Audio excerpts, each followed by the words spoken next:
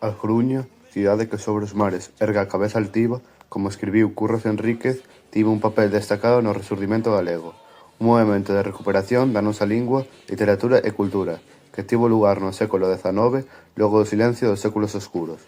A Coruña de finais do XIX e do primeiro terzo do século XX foi un importante motor do ideario galeguista. Os xogos florais, as tertulias de foga céltica, a creación das Irmandades de Fala ou mesmamente as pegadas que deixaron os grandes autores do Rexurdimento nas nosas cidades. Todo isto forma unha ruta do Rexurdimento do pensamento galeguista que imos ver neste vídeo.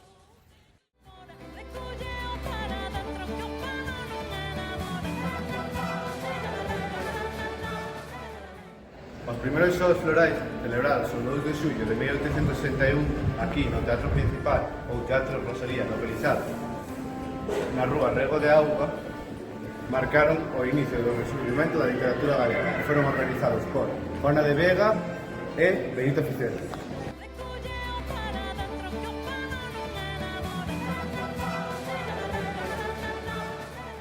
En 1893, un grupo de intelectuais galeguistas deron en reunirse na librería de Uxío Carré Aldao, a librería regional, que se ubicaba neste punto de Rego de Auga. Nestes faladoiros, que se viñeran a chamar de xeito irónico cova céltica, para destacar así o pasado celta da nosa nazón, intelectuais galegos como Manuel Murguía, Eduardo Pondal ou o propio Uxío Carré Aldao reuníanse para debater de temas relacionados con Galicia.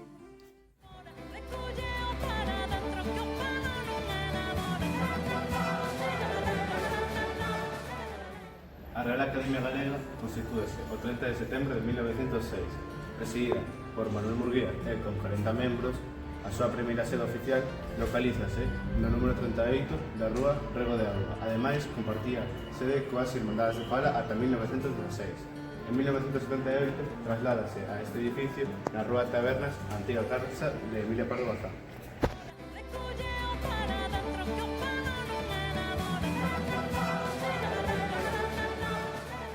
O 18 de maio de 1916, Antón Vilar Ponte, o seu irmán Román e unha veintena galeguista crean na Coruña as Irmandades de Amigos da Fala, nome en homenaxe aos irmandiños. O obxectivo deste grupo era a defensa e fomento da lingua galega e da revista A Nosa Terra.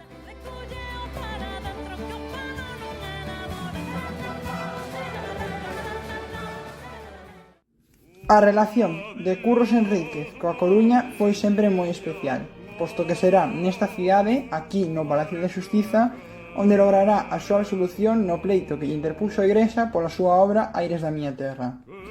Deste xeito, o autor sempre terá un especial afecto pola nosa cidade.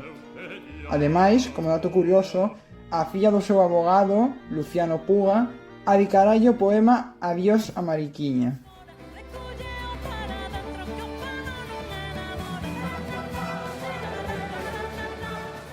En recordo de Curros, en 1934 levántase na cidade un monumento dedicado á súa figura, obra do maestro Sorei. No monumento, localizado aquí en Xardíns, Curros aparece na quilla dunha embarcación coas mans apoiadas sobre uns manuscritos e un arpa.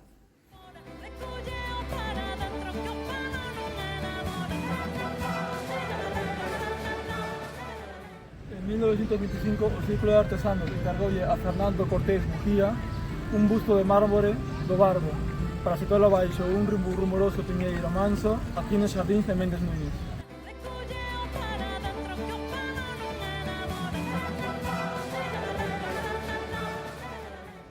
Na nosa cidade viviu a outra gran figura do Rexurdimento, Rosalía de Castro, que viviu co seu home Manuel Murguía en 1870 e 1879. Ademais foi aquí onde naceu a súa quinta filla Amara.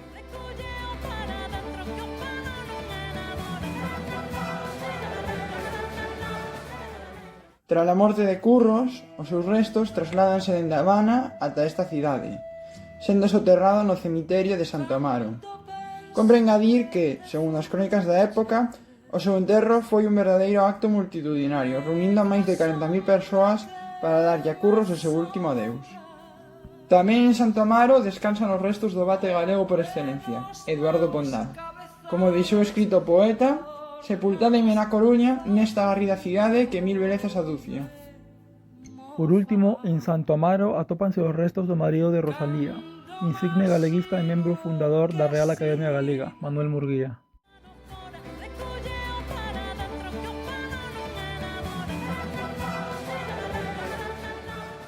Como curiosidade final temos que a bandeira galega é creada no século XIX polo movimento galeguista e inspirouse na bandeira da Comandancia Naval da Coruña, neste edificio que antes atopábase en outro lugar, xa que isto era o último que os inmigrantes galegos vían antes de abandonar a súa nación e marchar cara a outros países.